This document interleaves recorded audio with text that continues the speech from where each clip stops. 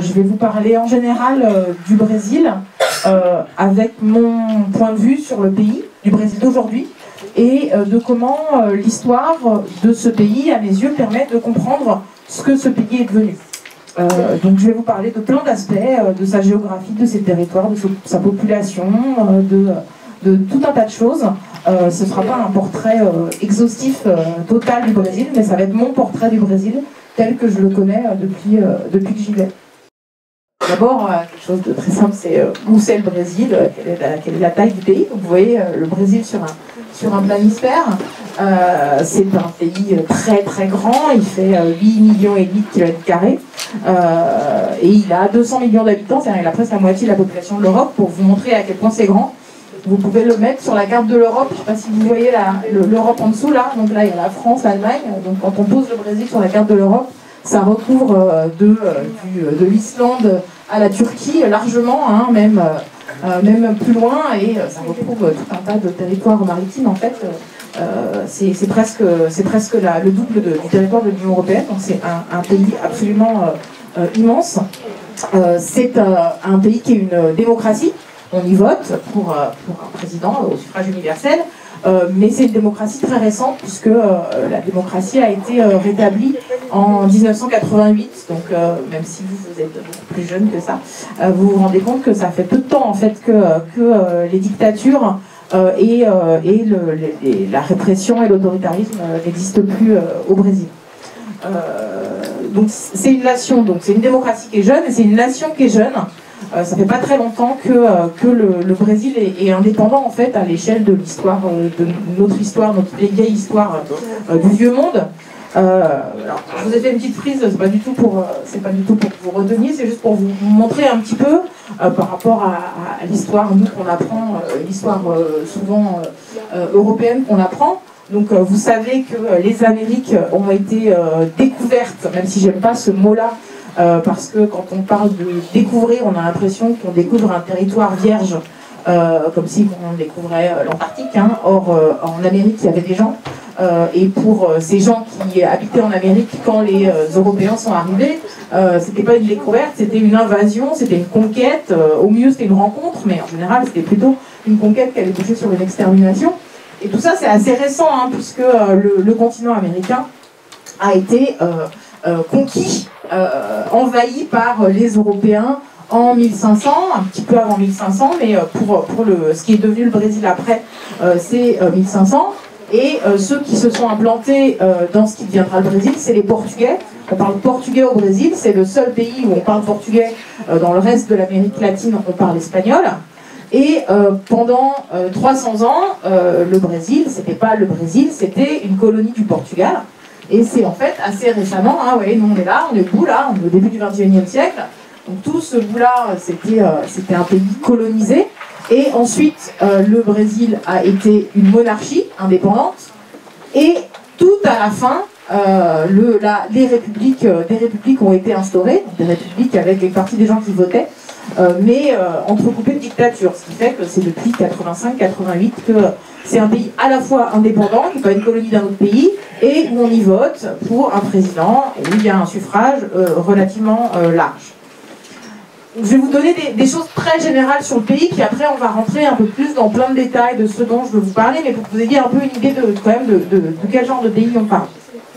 Donc c'est un très grand pays, très peuplé, jeune de manière autonome, et une démocratie jeune. Et alors une grande caractéristique du Brésil aussi, ça vous en avez peut-être entendu parler, c'est que c'est un pays très très inégalitaire, où il y a des différences sociales extrêmement grandes, qui va de la très grande pauvreté, que ce soit à la campagne ou dans les villes, avec jusque très récemment des famines, ou des gens qui mouraient de faim par milliers. Dans les années 70, il y avait encore des famines au Brésil, jusqu'à la très grande richesse. C'est quelque chose qui est marquant quand vous allez au Brésil. C'est un pays où, quand vous allez dans une grande ville, vous pouvez louer un hélicoptère, vous faire greffer un cœur, un rein, bref, avoir accès à des services auxquels vous auriez accès dans des pays très riches, et vous faites 300 km et il y a des gens qui ont 3 € par jour pour manger au mieux. Donc c'est un pays très, très, très inégalitaire. Il est surnommé là-bas Belle India, c'est-à-dire un mélange de la Belgique et de l'Inde, où les pauvres vivent comme en Inde et les riches comme en Belgique. Et ce qui marque aussi quand on va au Brésil et quand on commence à le connaître, c'est que c'est un pays, on va voir, qui est très inégalitaire, très ségrégué, où les gens vont avoir des espaces en fonction de leur couleur de peau et de leur niveau de vie qui vont être distincts les uns des autres. C'est un pays ségrégué, raciste, inégalitaire, et en même temps qui est très uni culturellement. C'est-à-dire que les gens se reconnaissent dans tout un tas de choses communes. Déjà le Brésil, d'être brésilien, c'est quelque chose qui est exprimé avec un grand orgueil par à peu près tout le monde. Le fait de s'habiller en vert et en jaune, qui sont les couleurs du Brésil, d'exhiber le drapeau, de connaître l'hymne national, de dire que le Brésil est le plus grand pays du monde, c'est quelque chose qu'on vous dit toujours quand vous arrivez, qui a un très grand orgueil national, et la reconnaissance de tout un tas de signes et de pratiques culturelles communes. Ça va vous sembler complètement bateau, mais c'est très très vrai. Les Brésiliens sont extrêmement attachés à tout un tas de sports. Le foot, évidemment, ça vous le savez, mais d'autres sports, la capoeira, vous avez déjà probablement entendu parler parce que c'est arrivé en Europe, et des styles musicaux, quelle que soit la génération, quel que soit l'endroit où ils vivent dans le pays, quel que soit leur niveau de vie, il y a tout un tas de pratiques culturelles, le sport étant une pratique culturelle, hein, qui sont très fédératrices du pays. C'est quelque chose d'assez marquant quand on y va, à quel point c'est un pays divisé et uni à d'autres points de vue. Donc c'est un peu de ça dont je vais vous parler. Je vais rentrer un peu dans les détails de ça. Donc je vais essayer d'aller dans la réalité sociale et historique qu'il y a derrière ces grandes images qui sont pour moi des réalités, hein, mais qui sont le produit d'une histoire en fait, une histoire assez compliquée. Bon, d'abord, en fait, pour vous parler du pays, moi j'aime bien commencer par le territoire, regarder les cartes, regarder à quoi ça ressemble quand on regarde de haut, parce que ça permet de comprendre un petit peu des choses simples, mais qu'on ne connaît pas sur le pays. Donc, d'abord de regarder une carte du pays. Alors, quand on regarde le Brésil de l'espace, hein, on ne voit pas tout à fait ça, on constate que le Brésil étant une immensité, et pour une grande partie, une immensité verte, puisque près de la moitié du pays, 40% de la surface du pays, en fait, c'est de la forêt, où il n'y a pas grand monde dedans, essentiellement la forêt amazonienne que vous voyez au nord, là, avec les grands bassins amazoniens. Ça, c'est l'Amazone, et puis il y a tout un tas d'affluents de l'Amazone qui structurent les bassins de la forêt. Et en fait, là, ça c'est marqué qu'est-ce qu'on fait de l'espace, vous ne voyez pas parce que c'est trop petit, mais donc là, il vous explique qu'en fait, c'est forestier, et puis que toute cette zone-là, c'est de la savane, hein, une sorte de savane, une brousse ou une savane, où il n'y a pas grand monde non plus, et quand c'est des terres exploitées, c'est de l'élevage extensif. Donc en gros, de là à là, c'est des zones qui sont des zones relativement désertiques en termes de population, pas désertiques au sens où c'est pas du désert, c'est de la forêt ou de la savane, mais c'est pas des endroits ni où il y a beaucoup de villes, ni où il y a beaucoup de population, ni où on exploite les terres de manière intensive. Donc tout ce très très grand pays est en partie dépeuplé de population. Une petite parenthèse pour savoir, quand on regarde un peu le reste de la carte du continent, même si là il n'y a pas toute la carte du continent, vous pouvez constater que les autres pays sont plus petits. Même si l'Argentine c'est assez grand, c'est plus grand après le Brésil, mais c'est quand même pas très grand par rapport au Brésil. Tous les pays sont petits. Et il y a une raison pour laquelle le Brésil est resté un très très très grand pays, alors que tout le reste de l'Amérique latine s'est coupé en petits morceaux. Il y a 21 autres pays en Amérique latine. Vous imaginez à quel point c'est petit, même s'il y a des endroits où il y a des pays tout petits. Donc il y a une histoire assez étonnante pour savoir pourquoi le Brésil est resté un grand pays. C'est l'histoire de son indépendance. Tous les autres pays étaient des colonies du roi d'Espagne, et le Brésil était une colonie du roi du Portugal. Et au début du 19e siècle, dans les années 1810, vous savez que après la Révolution française, vous avez entendu parler probablement d'un grand personnage français qui s'appelle Napoléon. Napoléon, il a envahi l'Europe, il a démis les rois. Et donc, ce qui s'est passé, c'est que le roi d'Espagne, il a perdu le pouvoir, et donc il n'y avait plus de roi en Espagne ni dans l'Amérique espagnole, et donc les Américains espagnols, ils n'avaient plus de roi, et donc ils se sont organisés tout seuls, ils ont fait des républiques tout seuls. Et la bonne idée du roi du Portugal, ça a été de déménager et de prendre le bateau pour aller au Brésil. Et il a fondé son empire au Brésil. Et donc le Brésil est devenu la capitale, la métropole qui était à la tête de l'empire. Et il a réussi à garder tout le pays uni, ce que le reste du continent n'a pas réussi à faire. C'était l'anecdote pour savoir pourquoi le Brésil est grand. C'est parce qu'il y a un moment où il y a un roi qui a fui Napoléon et qui a installé la capitale au Brésil. Et pendant un moment, c'était étonnant parce que c'était en Amérique qu'il y avait la capitale de l'Empire. Donc, d'abord, une première grande partie du pays, qui est une petite partie en termes de population, mais une très très grande partie en termes de territoire, et qui nous importe un peu quand on pense à la planète, puisque c'est un écosystème assez fondamental, à savoir l'Amazonie. Je fais un peu des diapositives touristiques, hein,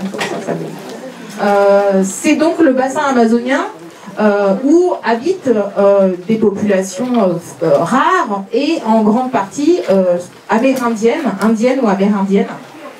Alors ça représente 800 000 personnes, donc ça représente 0,5% de la population brésilienne. Je vous dis qu'il y avait 200 millions de personnes, mais c'est une population qui est assez particulière, parce qu'elle s'est relativement peu métissée, donc elle s'est relativement peu mélangée avec le reste de la population qui est venue peupler le Brésil, je vous en parlerai après. Et c'est aussi un des seuls endroits du monde où il y a encore des populations qui n'ont jamais rencontré le reste de l'humanité. Il n'y a pas beaucoup d'endroits dans le monde, il y a des îles en Inde, il y a la Papouasie-Nouvelle-Guinée, et il y a l'Amazonie brésilienne, où il y a des communautés, des tribus, qui n'ont jamais rencontré des gens en dehors de la petite communauté dans laquelle ils vivent, donc ils n'ont jamais vu d'autres visages, d'autres types de visages, ils n'ont jamais vu de vêtements cousus, ils n'ont jamais vu de voiture, ils n'ont jamais vu de téléphone, et souvent ils n'ont jamais vu la roue non plus, ni l'écriture. Donc il y a encore, on évalue à une centaine de communautés qui n'ont jamais eu de contact avec, alors on peut appeler de la civilisation, mais eux aussi ils ont une civilisation.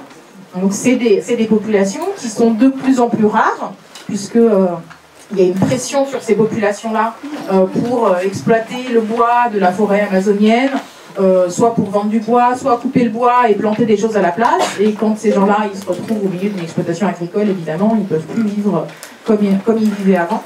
Donc c'est une population qui est maintenant très réduite. Il y avait à peu près 4 millions d'Indiens quand les Européens sont arrivés, puis maintenant il en reste à peu près 800 000, dont quelques centaines qui sont vraiment isolés, et qui, pour beaucoup, et c'est ce que représente cette image, essaient de se mobiliser pour garder des espaces où vivre traditionnellement, et donc de ne pas se faire absorber par le reste des modes de vie occidentaux qui sont maintenant dominants au Brésil.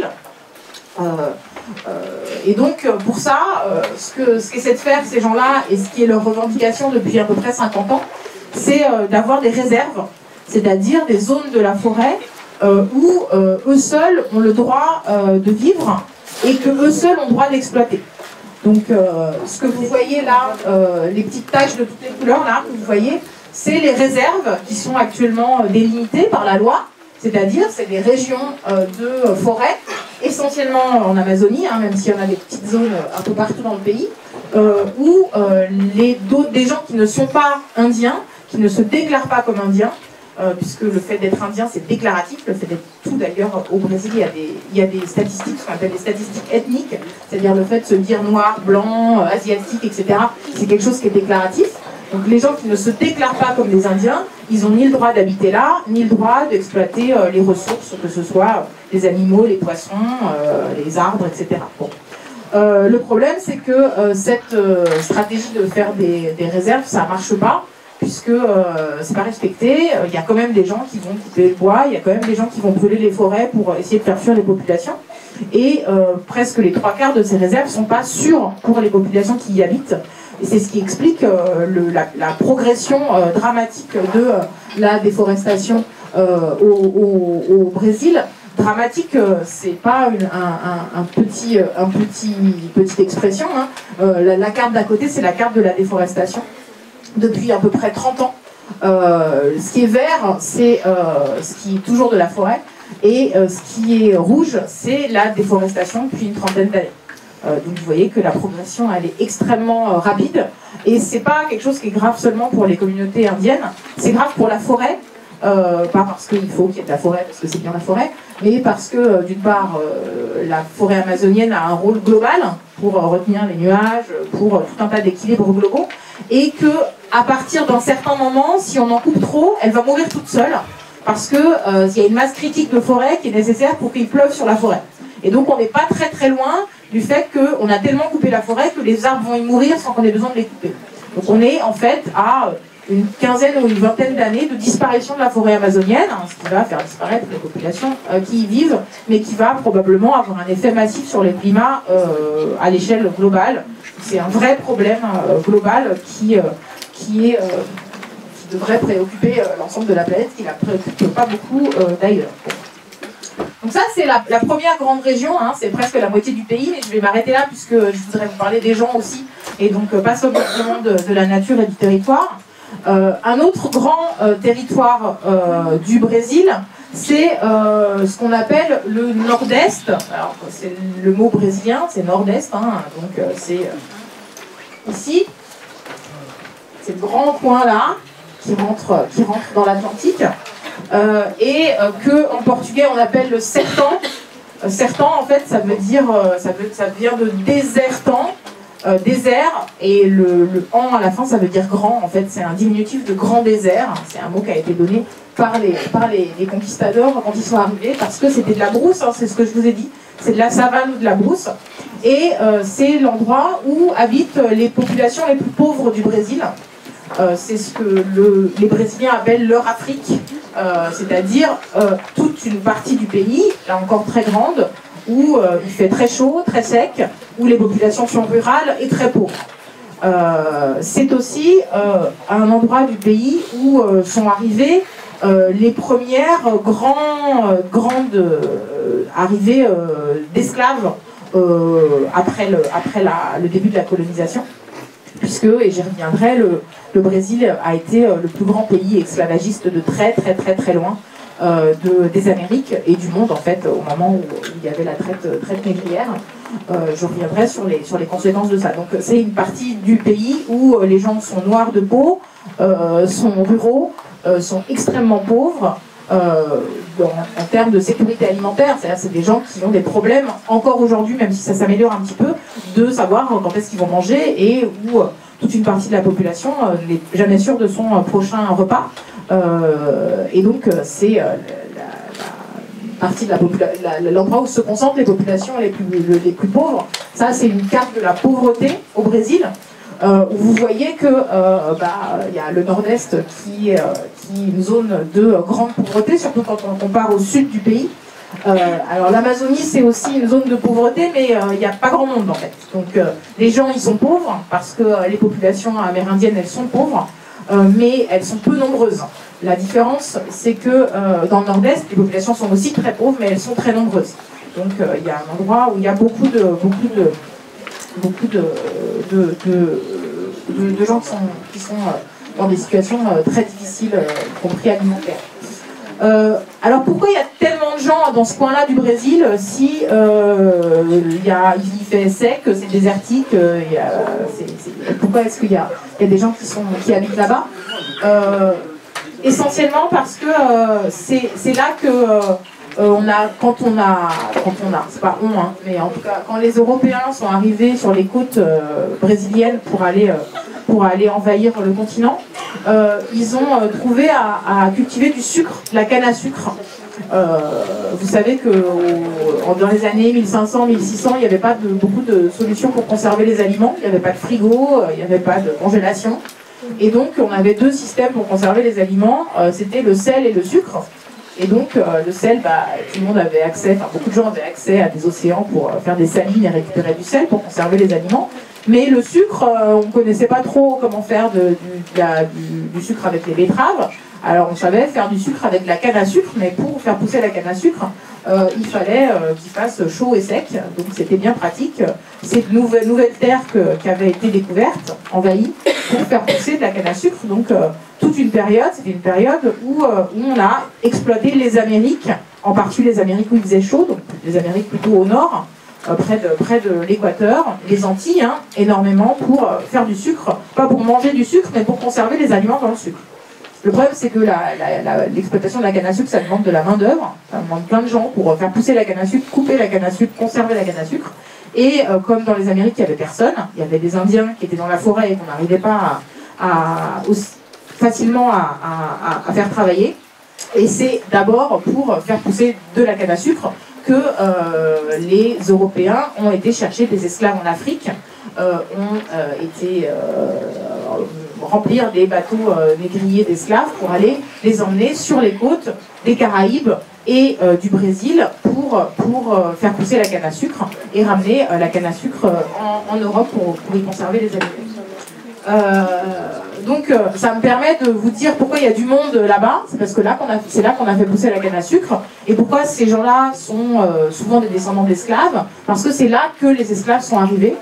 Je ne sais pas si vous avez une idée de ce que ça représentait, hein, vous en avez peut-être entendu parler à des moments de votre scolarité, mais vous voyez ce que ça représente, hein, la traite négrière, le commerce triangulaire. J'imagine que vous avez déjà vu un petit peu les Européens qui allaient en Afrique, qui remplissaient des bateaux d'esclaves en échange d'un certain nombre de biens et qui les amenaient en Amérique et qui revenaient rapporter les produits en Europe. Donc l'esclavage, en gros, la traite négrière, ça a été à peu près 10 millions de personnes. Et sur ces 10 millions de personnes qui ont été déportées d'Afrique, hein, il y en a 4 millions qui sont arrivés sur les côtes brésiliennes, essentiellement dans le nord-est. Donc c'est énorme, en fait, comme proportion. Et donc 4 millions, 40% de la traite, c'est vers le Brésil. Et non seulement ça a été très massif, et surtout ça a été très très long, en fait. Parce que le Brésil a aboli l'esclavage très très tard, il y a un peu plus d'un siècle et demi, en 1888, alors qu'à peu près tout le reste de l'Occident avait aboli l'esclavage au moins un demi-siècle plus tôt. Donc il y a eu des esclaves très très tardivement et de manière très très massive au Brésil. C'est pour ça qu'au Brésil, la population est très métissée, très sombre de peau, puisqu'il y a eu une énorme partie de la population qui a été constituée d'esclaves. Ce que je voulais vous dire aussi, en revenant sur mon nord-est, là, mon nord-est de savane, ce que les Brésiliens appellent le sertão. Le sertão, c'est quelque chose de très important dans l'imaginaire national, pas seulement parce que c'est pauvre, pas seulement parce que c'est une région de grande misère des campagnes, mais aussi parce que c'est un endroit où les gens sont venus, parce que à partir du début du XXe siècle, il n'y avait plus de canne à sucre, pas beaucoup dans le nord, les gens n'avaient pas de terre, ils crevaient de faim parce que c'était pas eux qui étaient propriétaires de la terre, et ils se sont mis à migrer vers le sud du pays où la richesse se développait et où à partir de cette époque-là on s'est mis à faire pousser du café. Donc il y avait du café, il y avait des villes, il y avait des usines, donc c'était que là il y avait du travail, il y avait à manger, et donc il y a eu plein de gens qui se sont mis à migrer en fait, qui ont été des migrants de l'intérieur, du nord du pays, du nord pauvre, du nord sec, vers le sud plus tempéré, plus tropical et plus tempéré. Et la figure du migrant de l'intérieur, c'est une image très importante dans l'imaginaire du pays. Et je vais vous montrer un petit extrait de film, ça va faire une petite coupure dans mon propos. Un extrait de film de fiction où on voit en fait c'est un film qui est une biographie d'un président récent qui s'appelle Lula et qui lui était un fils de paysan du nord du pays et qui a pris à 5-6 ans, on le voit, il est enfant dans ces images-là, dans ces images de fiction, hein, on le voit prendre un bus pour aller tenter sa chance à Saint-Paul. Et cette image-là, cette image des gens qui ont rien et qui prennent le bus, qui s'entassent dans des bus pour aller tenter d'aller dans le sud du pays, c'est quelque chose qui est très important dans l'imaginaire du pays. Au Brésil, tout le monde est migrant quelque part, à part les Amérindiens qui sont très peu nombreux. mais quelle que soit l'ancienneté de la migration, évidemment, les descendants d'esclaves sont des fils de migrants. Les descendants d'immigrants européens qui ont été très nombreux, pas seulement les Portugais qui sont les premiers colons, mais ensuite plein de vagues d'immigrants européens, d'Italiens, d'Espagnols qui sont arrivés tout au long du 19e siècle et du 20e siècle, d'Asiatiques aussi, puisque, comme vous en avez entendu parler pour certains d'entre vous, il y a énormément de Japonais qui sont arrivés au Brésil au début du XXe siècle, parce que c'était une époque où le Japon avait une surpopulation extrêmement importante et des gens qui avaient besoin de terre et de travail. Et ça continue d'être... Et c'est aussi un pays d'immigration intérieure, c'est-à-dire que quand vous rencontrez quelqu'un qui habite à Sao Paulo ou qui habite à Rio, c'est très rare que ce soit des gens qui soient de là. C'est des gens qui ont une partie de leur famille qui vient du Portugal, une autre partie qui vient du Nord-Est, et qui se considèrent aussi comme un migrant de l'intérieur. Et donc c'est des populations qui sont extrêmement mélangées jusqu'à aujourd'hui. Et jusqu'à aujourd'hui, le Brésil est un pays d'accueil considérable, essentiellement du reste de l'Amérique latine. C'est essentiellement des gens de Bolivie, de Paraguay, mais aussi des Japonais qui continuent d'arriver, d'Europe du Sud, d'Haïti après le tremblement de terre de 2010. Donc le Brésil est un pays très important de migration interne et venue de l'extérieur, qui va beaucoup caractériser le type de mélange qui s'y fait. Alors, la dernière grand élément et qui correspond à en fait, la plupart de la population, c'est le Brésil des villes. Je vous ai parlé, alors c'est un peu à la serpe, de l'Amazonie, le grand désert du Nord-Est et maintenant les villes. Donc les villes, c'est 85% de la population brésilienne, donc c'est en fait quasiment tout le monde qui habite dans des villes moyennes ou grandes. Je vous ai dit les noms des villes, vous avez déjà entendu parler de Rio, vous avez déjà entendu parler de Sao Paulo, vous avez peut-être déjà entendu parler de Salvador de Bahia, qui est une ville du Nord-Est. Et donc c'est des villes, ces villes-là qui sont des mégapoles, des villes qui ont plusieurs millions, voire plusieurs dizaines de millions d'habitants. La mégapole de São Paulo, c'est 20 millions d'habitants, quand on regarde un peu avec la banlieue. Et c'est des villes qui sont assez particulières, c'est pas exceptionnel en Amérique latine, mais c'est des villes qui sont marquées par plusieurs choses, et en particulier deux choses très marquantes. La première, elle est illustrée par cette image-là, je ne sais pas si vous avez regardé un petit peu, parce que c'est pas forcément facile à lire comme image, c'est la ségrégation spatiale.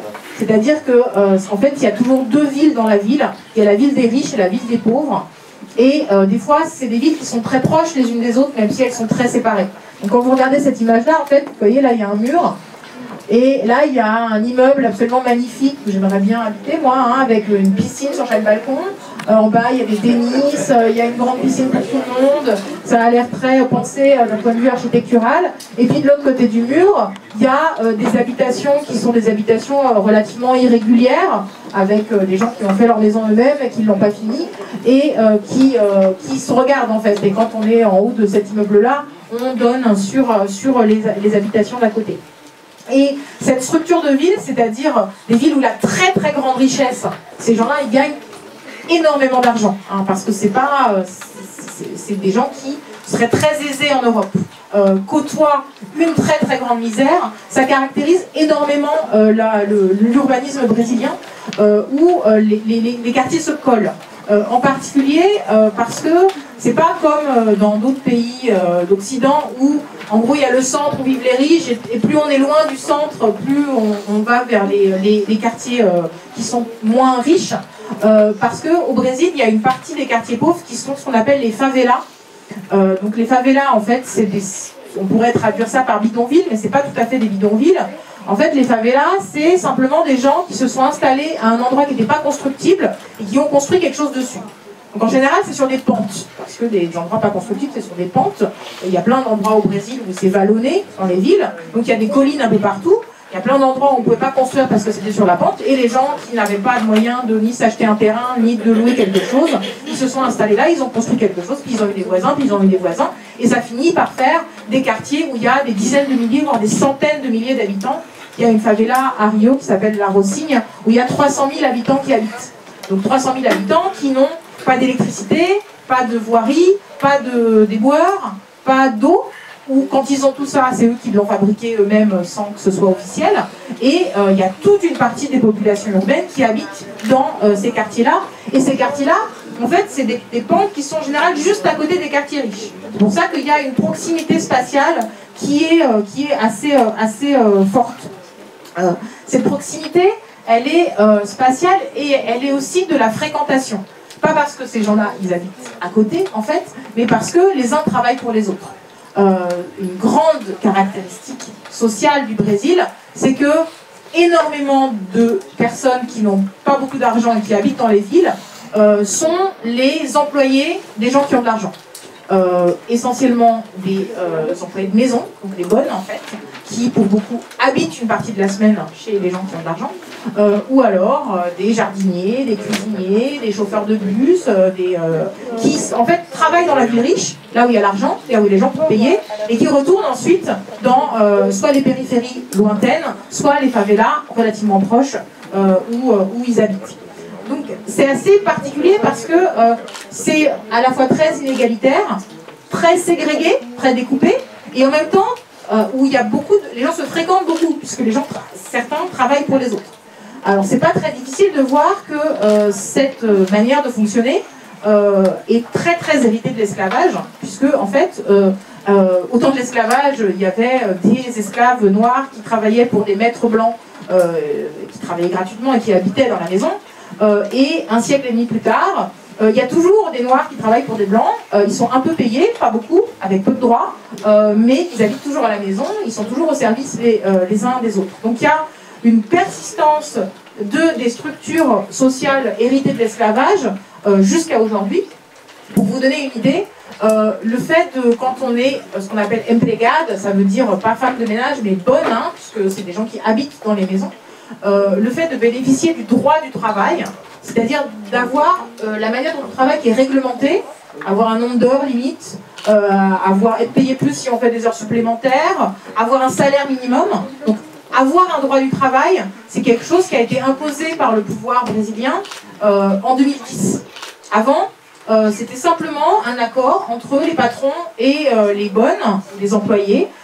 Et c'était des gens qui n'avaient pas de durée de travail, qui travaillaient tout le temps, qui pouvaient être réveillés la nuit pour aller s'occuper des enfants, qui habitaient là de toute façon, et qui étaient payés en fonction de la négociation entre le patron et l'employé. Et c'est toujours des négociations qui sont inégales, hein.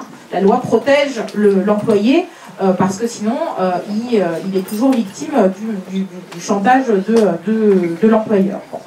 Donc, le premier élément sur les villes brésiliennes, c'est ça, c'est la ségrégation spatiale avec une proximité concrète parce que ce sont des gens qui se rencontrent, même si c'est une rencontre qui est extrêmement hiérarchisée. Et l'autre grande caractéristique des villes brésiliennes, c'est la violence, la très grande violence urbaine. Il y a environ 50 000 morts par homicide par an au Brésil. Alors maintenant c'est plus le cas, mais il y a à peu près 10 ans, il y avait dans les grandes villes brésiliennes autant de morts par balle par jour que pendant la guerre de Yougoslavie, pendant la guerre.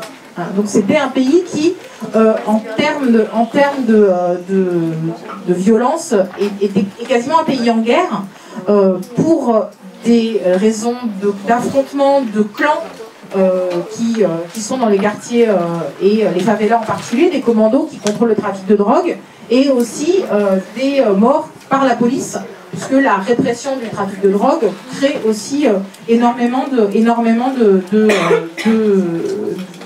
morts. Je vais vous montrer un autre petit extrait d'un film qui est sorti en France et qui a assez marqué les esprits, qui s'appelle Troupe d'élite, et qui raconte en fait comment ça se passe dans les favelas et pourquoi il y a un tel niveau de violence et pourquoi la police contribue à ce niveau de violence. Et la corruption des policiers. L'honnêteté ne fait pas partie du jeu. 2 épisodes qui va non seulement raconter les logiques de la violence, donc de comment l'arrivée du trafic de drogue a créé des gangs en fait qui s'entretuent pour contrôler le trafic, et comment les tentatives de répression de la police quand elle n'est pas suffisamment corrompue pour ne pas réprimer, a décuplé en fait les homicides depuis le début des années 80. Ce qui fait que même si c'est relativement localisé dans la ville, puisque ce sont essentiellement dans les quartiers périphériques et certaines favelas que ce type de violence est à ce point-là paroxystique, quoi, énorme, ça caractérise énormément les villes brésiliennes. C'est-à-dire qu'il y a à la fois deux villes, et dans la ville pauvre, c'est des villes en guerre avec la collaboration en fait des forces de l'ordre dans le fait que cet état de guerre persiste. Je vais accélérer un petit peu. Ce que je voulais vous dire aussi, je ne sais pas si j'ai le temps, mais j'aurais bien aimé vous montrer ça. Je vous en ai déjà beaucoup parlé sur le fait que c'est, je vous ai dit, un pays qui est ségrégé socialement et ségrégé racialement.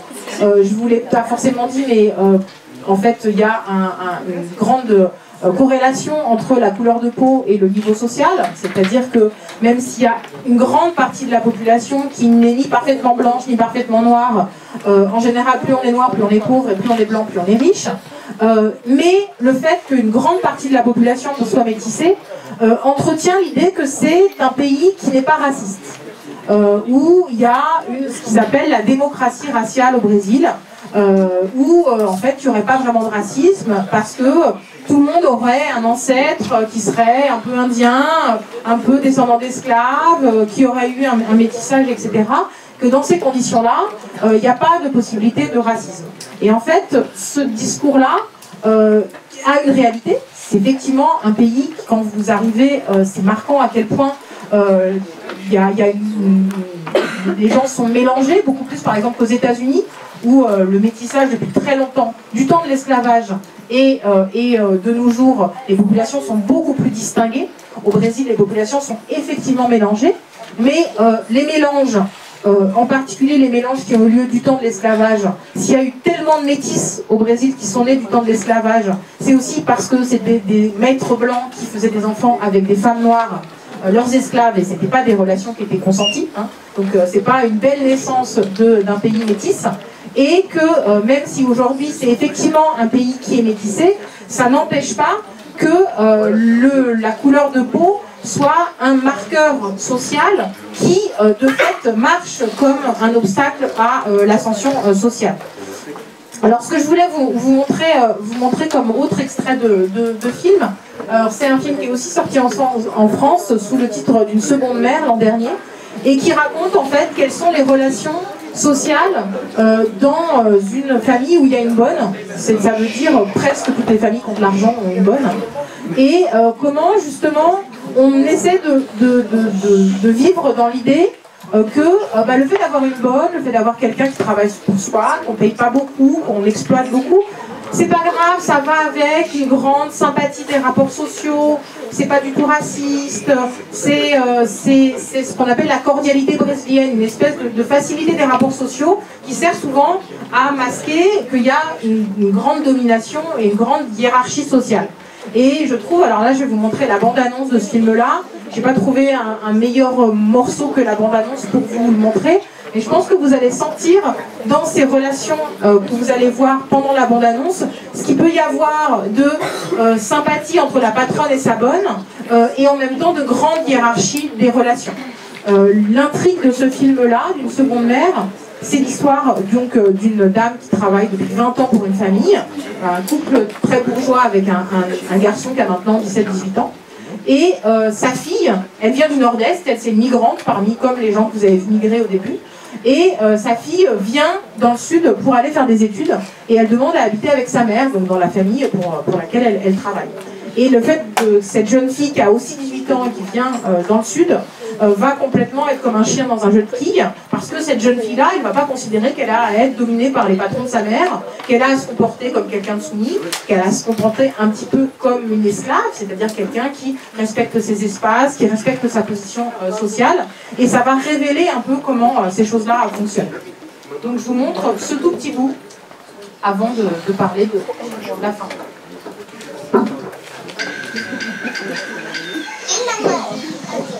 Sama tak kabar lalu. finir, enfin, introduire la fin de ce que je voulais vous dire. Donc, la jeune fille que vous voyez là, qui est la fille de la bonne, qui s'appelle Jessica, c'est donc une fille de pauvre, hein, une fille du Nord-Est, qui a réussi à faire des études, qui a réussi à venir habiter dans le Sud, enfin tenter sa chance dans le Sud pour passer son bac dans le Sud et rentrer dans une fac. Elle veut faire architecture, et elle va réussir à rentrer dans une fac d'architecture, là où le fils de bonne famille va échouer d'ailleurs, puisqu'il va faire la même fac. Et cette fille, donc Jessica, qui s'appelle Jessica, est devenue extrêmement symbolique très récemment du Brésil qui avait changé, depuis une quinzaine d'années, en gros depuis 2000.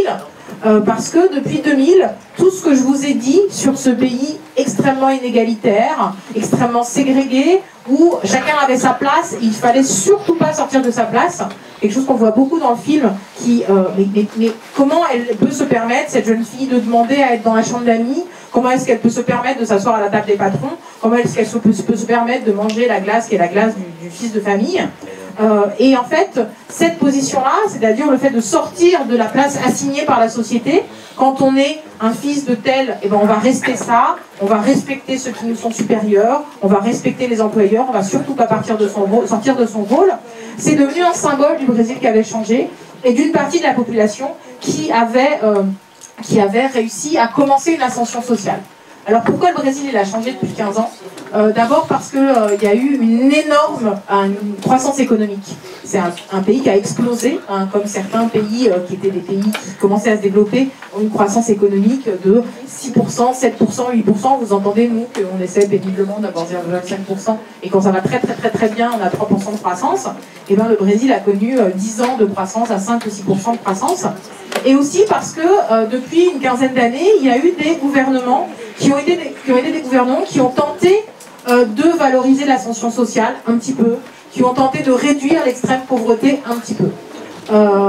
Avec des choses qui nous paraissent acquises, par exemple le fait que l'enseignement soit gratuit, le fait d'avoir des allocations familiales, le fait d'avoir quelques programmes de logements sociaux, c'était des choses qui n'existaient absolument pas au Brésil il y a encore 20 ans, et qui, depuis une quinzaine d'années, ont commencé à être mis en œuvre, et qui ont changé, alors pas la face du Brésil, parce que tout ce que je vous ai dit, ça reste réel, mais qui ont changé les espérances possibles. C'est-à-dire que quand on est maintenant dans une famille même très défavorisée, il y a l'idée qui est rentrée dans la tête d'une partie des jeunes générations que on va pouvoir sortir de sa condition et on va pouvoir peut-être accéder à autre chose que ce qui a été la condition de ses parents. Alors, qu'est-ce qui s'est passé depuis 15 ans? C'est le pouvoir de deux personnes qui étaient en fait des anciens opposants sous la dictature. Je vous ai dit au début que moi je travaillais sur la torture et les tortionnaires pendant une dictature des années 60 et 70. Et donc cette dictature-là, vous voyez des images, des dictatures de généraux, où il y a eu des gens qui disaient ah bah la dictature, c'est des images très connues de cette dictature. Et deux anciens opposants de cette dictature, le premier qui s'appelle Lula, enfin, c'est son surnom, c'est Lula, qui était un ouvrier syndicaliste et qui a été emprisonné, torturé, mais surtout emprisonné à la fin de la dictature, et qui est devenu le président en 2003. Puis en 2011, quelqu'un lui a pris la suite, qui était elle une ancienne guérillera. Donc vous savez, les guérilleras, c'est le féminin de guerrillero, hein, c'est des combattants qui avaient pris des armes pour faire une révolution communiste. Elle voulait faire une révolution communiste, et qui a fini surtout par lutter contre la dictature. Et elle a été emprisonnée longtemps, torturée énormément, et elle est devenue la présidente du Brésil de 2011 à 2016, puisqu'elle vient de perdre le pouvoir il y a quelques semaines, pour des raisons que je vais vous dire pour conclure. Ces deux présidents-là, ils ont changé le Brésil. Ils ont changé le Brésil socialement. Ils ont réussi, en tout cas Lula, à porter une croissance économique qui a changé le visage du Brésil, mais aussi à réduire l'extrême pauvreté sans en faire des pays spécialement égalitaires, mais à réduire le niveau d'inégalité. Et ce qui s'est passé très récemment, c'est que, et je finis là-dessus, à partir, ça va me permettre de parler un peu de foot et de Jeux Olympiques. En 2013, alors je ne sais pas si quelqu'un a un vague souvenir qu'en 2013 on a parlé du Brésil. 2013, vous étiez quand même pas très grand pour une partie d'entre vous, enfin bon. En 2013, on n'en parle pas souvent du Brésil. Au Brésil, on parle de chanteurs, de carnaval et de football. Et de temps en temps, on en parle un peu dans les médias. Et c'est assez rare. Et 2013, on en a parlé pas mal parce que il y a eu des énormes manifestations. De plusieurs millions de personnes dans toutes les villes du Brésil, qui étaient des manifestations qui ont commencé sur deux choses. La première chose, c'était que les transports publics, qui sont catastrophiques dans toutes les villes brésiliennes, étaient devenus ultra chers. Pour vous donner une idée, à Rio, il y a 2 lignes de métro et c'est 3 € le ticket. Il n'y a pas d'abonnement. Donc c'est délirant pour le niveau de vie des gens, ça n'a aucun sens. Et ces prix ont continué d'augmenter, c'est des entreprises privées qui ont ça. Et donc il y a commencé à avoir des manifestations contre l'augmentation des prix. Et puis aussi, c'était la préparation de la Coupe du Monde. Vous vous souvenez qu'il y a eu la Coupe du Monde en 2014. Et donc c'était le moment où on construisait les stades, des énormes stades dans toutes les villes du pays pour pouvoir accueillir la Coupe du Monde. Et il y a eu des millions et des millions de personnes qui sont descendues dans la rue pour dire en gros, on n'a pas d'hôpitaux publics, on n'a pas d'écoles gratuites, on n'a absolument aucune infrastructure qui vaille le coup, alors on n'a pas envie de construire des stades. Pour la FIFA, c'est la FIFA qui gouverne le pays. On a les quelques milliards qu'on a, on les met pour construire des stades, alors qu'on voudrait devenir un pays avec des services publics. Et donc, ça, c'est plein de... Je vous ai mis des images de 2013.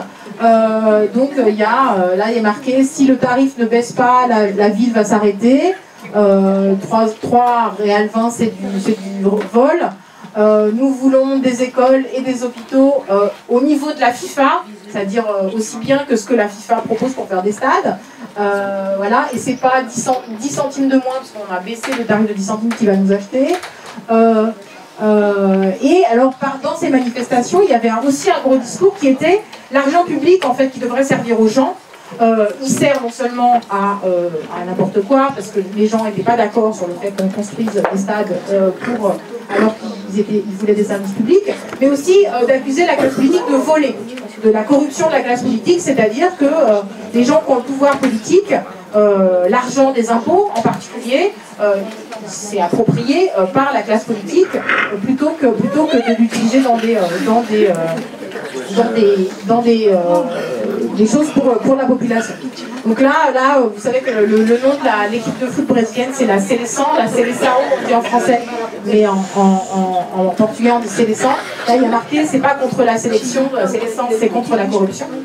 Et en fait, ce qui s'est passé là, c'était un moment que les Brésiliens, enfin, quelle que soit leur orientation politique, hein, ils ont pensé que c'était bien ce qui se passait. Ça voulait dire que les gens attendaient des choses de leurs dirigeants, ils attendaient moins de corruption, ils attendaient que l'argent serve à quelque chose, l'argent de la haute croissance, qu'ils en fassent quelque chose, ces dirigeants-là.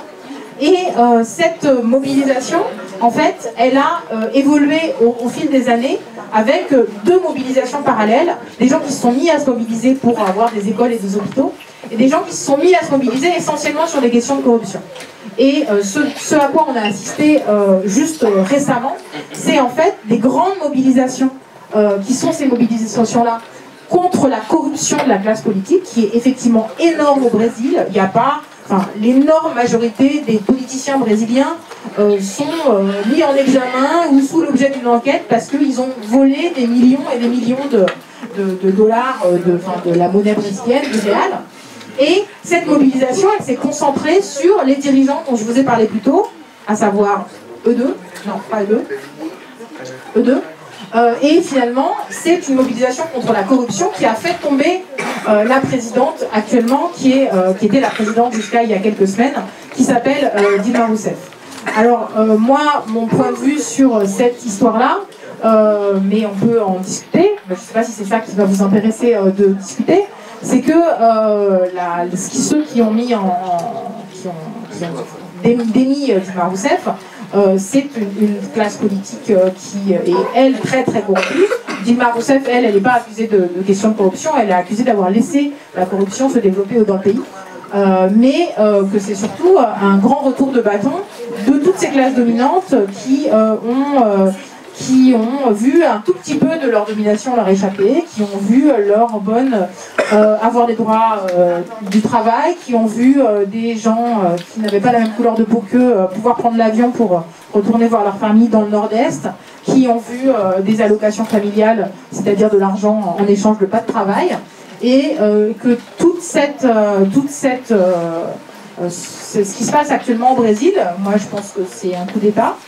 Et c'est un coup d'État des classes dominantes brésiliennes qui ont refusé le tout petit peu, hein, parce que les deux derniers présidents, en fait, ils n'ont pas fait grand-chose pour les plus faibles, pour les plus humbles. Ils ont laissé la corruption se développer beaucoup, mais ils ont fait un tout petit peu.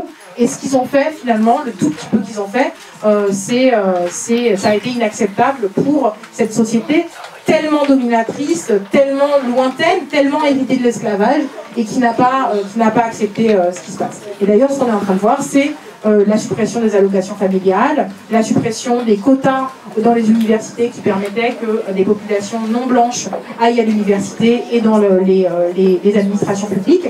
Et ces toutes petits acquis sociaux qui ont été obtenus depuis 15 ans sont en train d'être complètement balayés de la carte par le retour de secteurs extrêmement conservateurs qui ont le pouvoir maintenant pour un certain temps.